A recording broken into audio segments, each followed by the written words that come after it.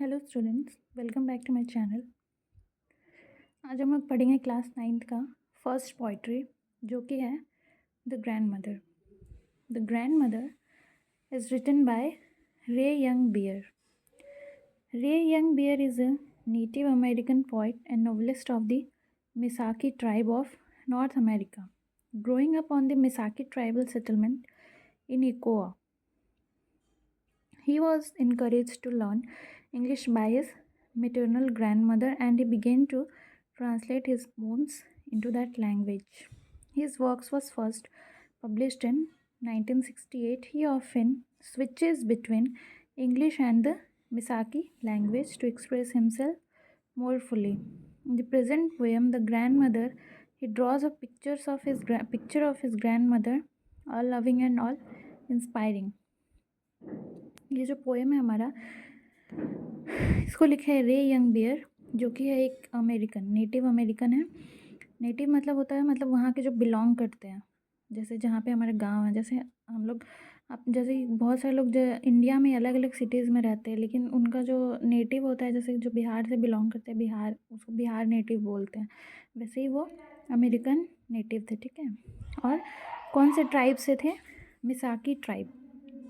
India में भी आप लोगों को बहुत सारा ट्राइब देखने को मिल सकता है, जैसे कि छत्तीसगढ़ में भी देख लेंगे अलग ट्राइब है, असम में अलग ट्राइब है। जैसे कि जो बहुत ही लोअर पुअर एरिया रहता है, वहाँ पे ट्राइब सबको ज़्यादा देखने को मिलता है। वो लोग ट्राइब स्पेशली जंगल में रहते हैं और छोटे छोटे ग्रुप में रहते हैं, जो कम डेवलप्ड होते हैं, उन्हीं को ट्राइब बोलते हैं। तो यहाँ पे अमेरिका में एक मैसाकी ट्राइब है, वहीं से बिलोंग करते हैं, वहीं पे बिलोंग करते हैं। In Iowa, it's not Ikowa, Iowa, IOVA, Iowa. Iowa एक जो जगह है वहीं से, ठीक है। He was encourage to learn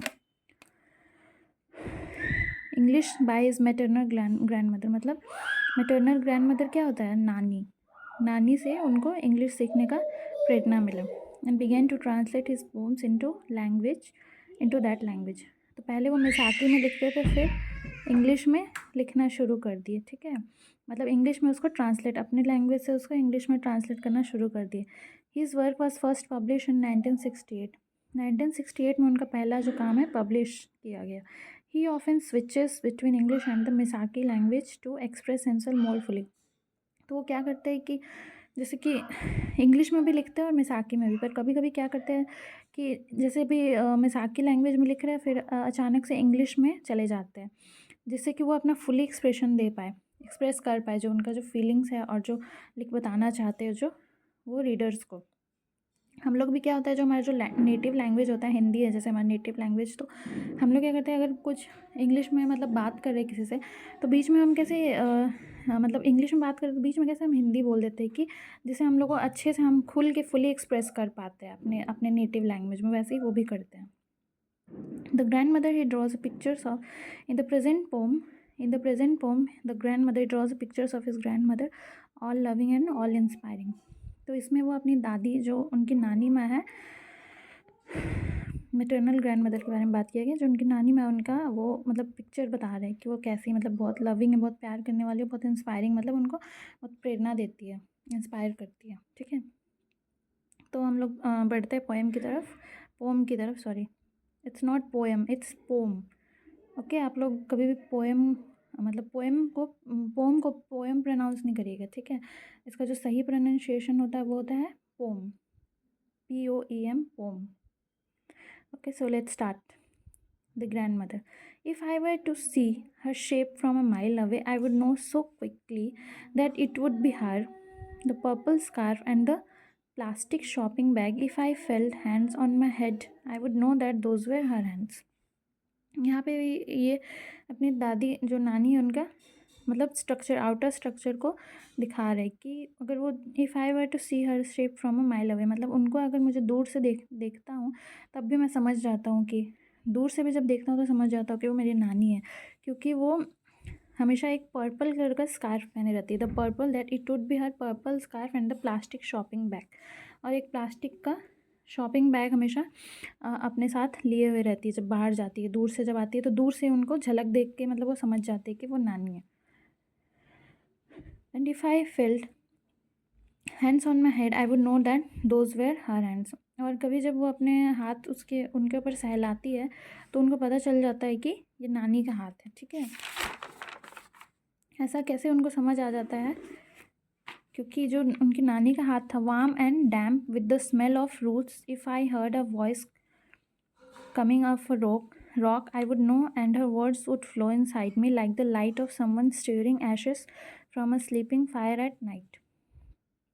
उनका जो हाथ कैसा है? वार्म एंड डैम्प, थोड़ा गर्म है, मतलब वार्म मतलब हल्का गर्म है, और डैम्प मतलब हल्का गीला, मतलब मॉइस्चर वाला जो नहीं रहता, डैम्प लाइट से मॉइस्चर रहता है, मतलब हल्का हल्का भीगा टाइप, डैम्प उसी को बोलते हैं। With the smell of fruits, I heard a voice with a smell of fruits. Smell of fruits क्या है कि मतलब स्मेल ऑफ फ्रूट्स मतलब वो खेती करके आई है, उनकी जो नानी है वो खेती करके आई, तो उनके हाथों से रूट्स का स्मेल आ रहा है। कोई ऐसा सब्जी, मतलब जिस सब्जी हम लोग कोड़ते नहीं है मिट्टी से, तो हाथ में वही स्मेल आने लगता है, तो वैसे ही उनको स्मेल आ रहा है, द स्मेल ऑफ फ्रूट्स। मिट्टी से कौन कौन सा सब्जी कोड़ते हैं हम लोग, जैसे आलू, मीठा आलू, ये सब उसी टाइप का वो सब्जी कोड़ के आई है, तो उनको वो महक आ रहा है। If I heard a voice coming from a rock, I would know and her words would flow inside me. और कहीं अगर दूर से मेरी नानी का आवाज़ आता है तो वो समझ जाते हैं कि उनकी नानी का आवाज़ है। Like the light of someone steering ashes from a sleeping fire at night. जैसे कि क्या होता है कि आग जो होता है ना, जलता हुआ आग, कैसे जब उसका आँच कम होने लगता है, जब वो बुझने के टाइम हो जाता है तो एकदम कम होने लगता है, धीमा होने लगता है। पर जैसे ही हम उसमें एक लकड़ी घुसा के उसको लकड़ी घुसा के उसको हिलाते हैं तो वो फायर फिर से तेज़ हो जाता है। वैसे ही उनका जो आवाज़ है, उनका आवाज़ सुन के उनके दिल में जो है वो एक ब्राइटनेस, मतलब उजाला टाइप का हो जाता है, मतलब वो एकदम अवेक हो जाते हैं और एकदम फ्रेश हो जाते हैं उनका आवाज़ सुन के, मतलब समझ जाते हैं कि दूर से मेरी नानी आ रही है। ओके, तो इस पोएम में क्या बताइए? In this poem the poet describes his deep emotional attachment with his old grandmother. He present her as an inspiring and loving person. इसमें जो है, जो राइटर है वो अपना बहुत ही इमोशनल अटैचमेंट दिखा रहे हैं अपनी नानी के साथ, डीप, बहुत गहरा अटैचमेंट दिखा रहे हैं अपनी नानी के साथ। He present her as an inspiring and loving person. वो उनको बहुत प्रोत्साहित करती है, प्रेरणा देती है और बहुत प्यार भी करती है राइटर से। Okay, the first 7 line of this pome describes the physical features of the poets grand mother. They help us in the imagination of grand mother picture. जो पहला 7 लाइन है उसमें दादी के लुक को डिस्क्राइब किया गया, फिजिकल फीचर्स को। ओके, तो हम लोग को उसे इमेजिनेशन करने में आसानी रहता है कि दादी कैसी है। ओके, मतलब क्या पहनी है, क्या बैग, क्या सामान ली हुई है, तो उसे जो रीडर होते हैं उसको समझने में बहुत आसानी हो जाता है कि वो अपने दिमाग में आराम से एक पिक्चर बना लेते कि अच्छा चलो ऐसी दादी है। ओके, तो बस इसका यही कंक्लूजन है कि कंक्लूजन में यही होगा कि वो अपना बहुत ही डीप रिलेशन दिखा रहे हैं, इमोशनल अटैचमेंट दिखा रहे हैं अपनी नानी से। Okay, that's all for today. अगर आप लोग को इसका क्वेश्चन आंसर चाहिए तो आप लोग कमेंट में बता सकते हैं। मैं क्वेश्चन आंसर और इसका एक्सरसाइज भी लेके आऊँगी नेक्स्ट वीडियो में। Okay, thank you.